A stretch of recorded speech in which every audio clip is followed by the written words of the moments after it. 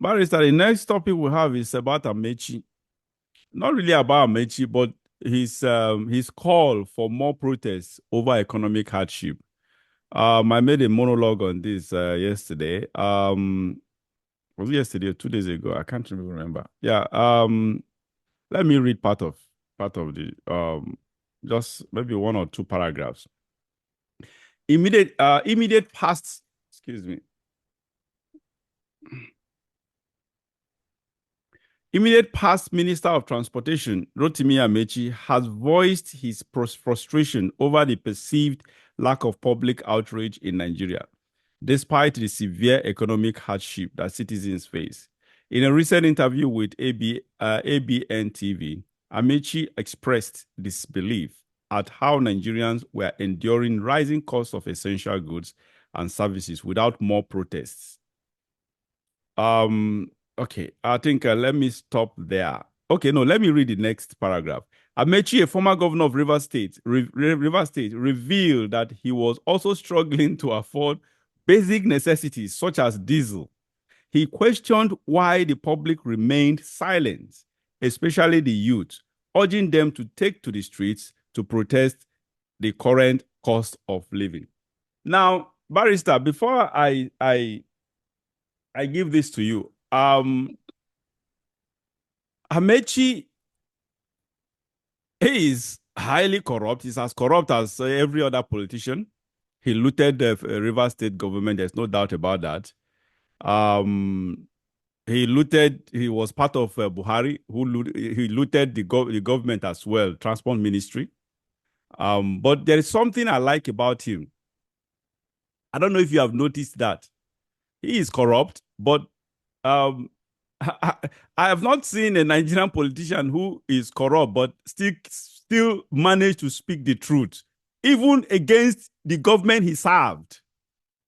I don't know if you have been following Rotimi, even during Buhari's time as a minister for transport. There were some statements he made then that was actually detrimental to the government of the day he was actually serving under. And he has done this antecedent over the years where he actually criticizes his own government and comes out to really, he's been very, very vocal and says the truth, says it the way it is. And sometimes you wonder, even sometimes, most of the time, I would say, how is this man still serving under this government and yet still making this statement? You would think something else will happen to him the next day. Probably he will be fired or relieved of his. In all those situations, nothing happened to him. He finished the serving under the government, and that is one thing. That is this I love about him. Now let's put aside. You can talk about the messenger, but I want to focus on the message. What he said, the messenger is actually not the right vehicle to actually carry the message, but let's focus on the message. The message is he can never be more on point. I agree totally with him. For him to be now, some people will say he's disgruntled. He's a disgruntled APC man. He's been sidelined. He's been made rendered powerless. His political wings has been clipped. So therefore, he's just speaking out of someone who is disgruntled and trying to just spite the government of the day. Well, I do not agree with. I may not agree with that assertion or that thought because, like I said, Amechi has antecedents. He has where he's coming from. I've followed him closely over the years. I've noticed this about him that he actually comes out to say things the way they are. I consider him excuse me. Usually, politicians, the average Nigerian politicians are not that transparent. Amechi is transparent. Amechi is that kind of a person, a politician who you always know where he stands at any time. Again, it doesn't take away, it doesn't take the fact that he is also corrupt. Like I said, he may be corrupt, but at least he has at least that little level of decency and and, uh, uh, uh, sincerity in him. Barrister, what is your take on that? Well, you have laid a caveat that let us separate the message from the messenger. Yes. But in this case, it's a bit difficult because one has to talk about this message. One also has to talk about the reason why the message is coming Go out. ahead. I sorry, excuse me. Sorry. I read the interview, I think 2 or 3 days back, and I was like, is Amechi trying to reinvent himself, or is he reading the political barometer, trying to position himself where the wind is blowing, seeing in the future and seeing what Ahead. may happen, and Yes. trying to position himself. So these thoughts were coming into my mind. I remember Amechi was one of the forefront Southern politicians that called Jonathan every kind of Name. name and insult under the sun, and came out boldly because he cast his mind then and looked and saw that power was going back to the north, and the only outstanding candidate was Buhari. So he rushed and aligned with Buhari. He had hopes. He had hopes, definitely. He had hopes. He became and tried all his best to become a favorite child of Buhari, in the hope that when the leadership was going back to the south, he would be favored by Buhari. He went to the extraordinary activities of citing so many federal institutions under his ministry Yeah, honestly. Yes. in Daura, not even Katsina, in the Honestly. hometown. He cited a University of Transportation in Daura. He brought a railway to Daura. He brought about 4 other federal establishments under his ministry to Daura, not even the capital of Katsina State, all to ingratiate himself with Buhari, with a view that when the presidency was going to the south after Buhari's 8 years term, Buhari will support him to emerge as the president. And with also what eventually transpired. He has been quiet. Back home in his home state, he was upstaged by Wike. Okay. So both at the federal level and in his state, he was undermined and rendered impotent. So I saw it as a way to reinvent himself. He knows the sentiments Nigerians have. So he's coming out to give this interview.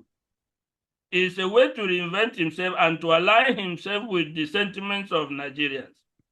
But let's be honest, the present problem is not 100% or entirely the responsibility of this government. This issue started from Buhari's government, where he served as a key member of Buhari's cabinet. The extraordinary ways and means and illegal and unconstitutional borrowing from the central bank that the Buhari did was at about 27 trillion, was under that government. The suffering of Nigerians started manifesting vigorously under Buhari's regime. The foreign debts, a lot of them here and there, resources will be used to pay debts. So the government was left with no choice but to expand its revenue base, increase everything so that more revenue will come in. So the problem that we have today have their genesis in the immediate preceding government, of which Amaechi was a key factor, and he never called out people to protest. There were successive increase of petroleum products under Buhari. He never called out people to protest. He saw nothing wrong with it. Now he has been rendered politically comatose, both within his state and nationally. And suddenly, we see him coming out to ask why Nigerians are not taken to the streets, why Nigerians are not protesting. The statement that he made that he's struggling, that one does not hold water. Yeah, of Everybody course. knows Yeah, that is just a camouflage. So I suspect his message, but the message itself is correct. We even on this platform, you have asked repeatedly, at what point will Nigerians come up that enough is enough? And I myself will have debated and discussed this issue. When and how will Nigerians come to the conclusion that enough is enough and take their destiny in their own hands? It is a puzzling issue. If you sit back and begin to think, you will be puzzled. Why are people quiet? Why is nothing happening? And you look for answers in diverse corners. A lot of things come up here and there.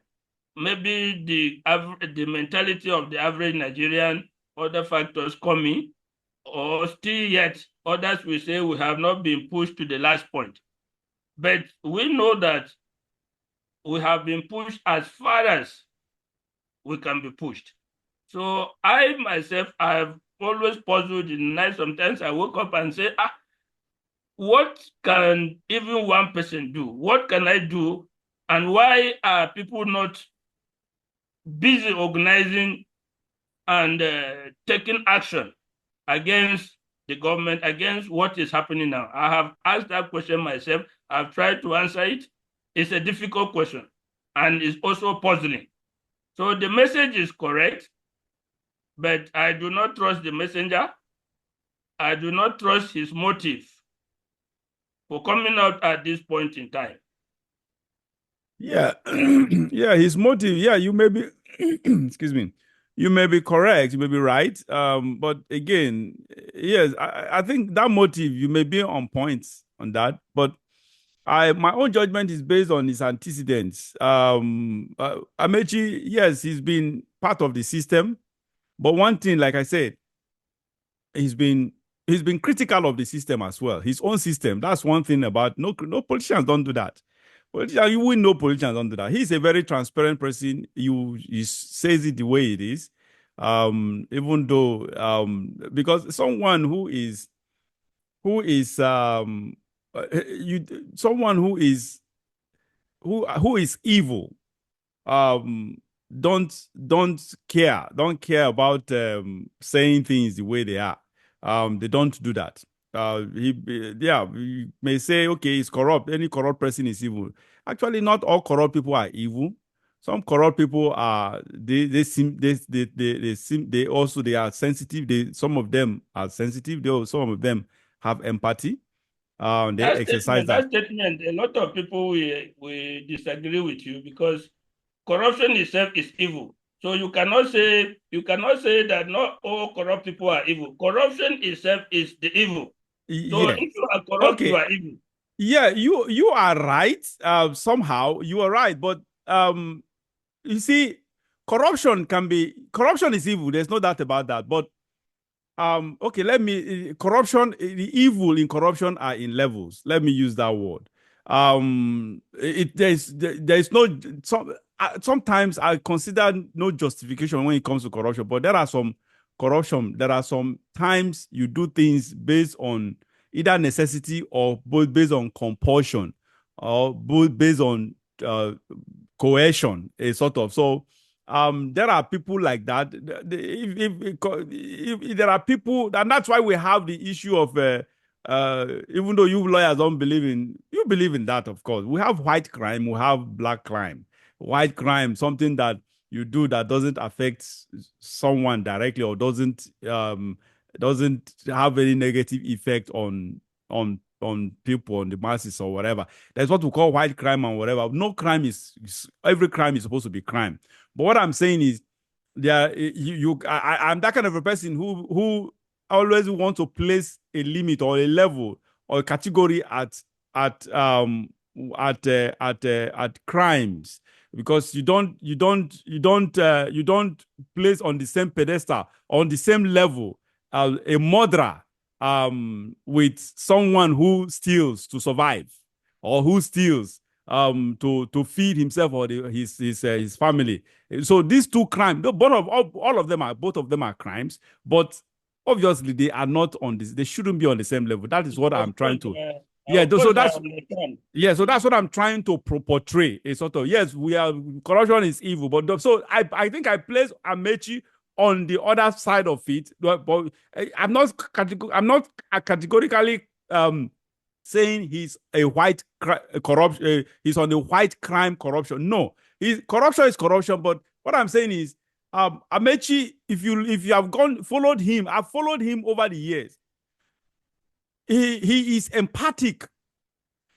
And anybody, honestly, I fall in love with people, human beings that are empathic and sensitive to other people's dispositions or plights. So he is an empathic person. He's a politician. Politicians are not empathic. They don't, especially Nigerian politicians, they don't care how people feel. Amaechi's own, he's corrupt. Yes, he has embezzled money. There's no doubt about that. But he speaks the truth. He speaks even sometimes that, like I say, even during Buhari's government that he served under, there are some statements he made that I can't really remember specifically, but I remember then I commended him. I think I wrote a post. I commended on a post. I reposted it somewhere and made a post on it. Amaechi has always been the vocal person, the vocal type who will always say it the way it is, even though he's part of the bad system. He is that kind of a person who believes, okay, this thing is going on. I am not exonerated though. I am part of it, but it is actually going on. So that is the kind of person. So that is we used to say that among thieves or in a club of thieves, there are still some honorable, good. Honorable thieves. Correct. So that's what I'm trying to. That's the kind of thief that his level of thievery has some honor relative to the other ones. Yes, so that's the kind of Amaechi. Amaechi will always criticize, but he will acknowledge that okay, he is part of it too as well. So that is just it anyway. All right. Let's move to the next topic, Barrister. Okay. Yeah.